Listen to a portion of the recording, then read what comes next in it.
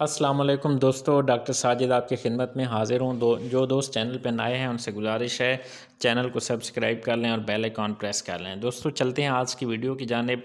आज का टॉपिक है मेरा नेप्रोक्सिन टेबलेट। दोस्तों नेप्रोक्सिन टेबलेट ये एक पेन किलर है। NSAIDs non steroidal anti inflammatory group से इसका ताल्लुक़ है। ये 550 mg की स्ट्रेंथ में अवेलेबल है और 250 mg की टेबलेट भी अवेलेबल है। तो दोस्तों इसकी जो इंडिकेशंस हैं ये एज़ पेन किलर इस्तेमाल होती है और इसकी जो काफ़ी सारी यूजेस हैं। पेन के तौर पे एक पोटेंट पेन किलर के तौर पर ये इस्तेमाल होता है।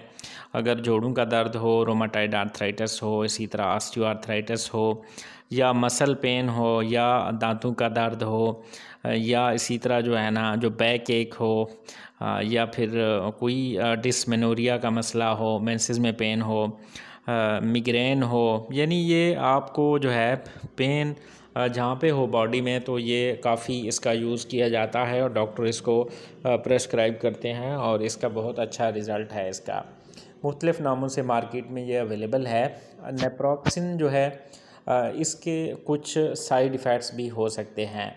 ये बाज़ औक़ात स्किन एलर्जी जो है, स्किन रैश काज करता है बाज़ पेशेंट्स में, तो ऐसे पेशेंट इसको इस्तेमाल ना करें जिनको स्किन रैश हो इससे।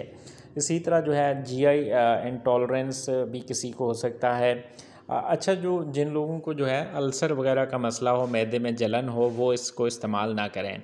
ये मैदे में जलन और अल्सर वगैरह काज कर सकती है लॉन्ग टर्म इस्तेमाल करने से। इसी तरह जो है हेडेक वगैरह भी हो सकता है और वर्टाइगो वगैरह, ब्लड डिस्क्रेजियाज वगैरह भी हो सकते हैं।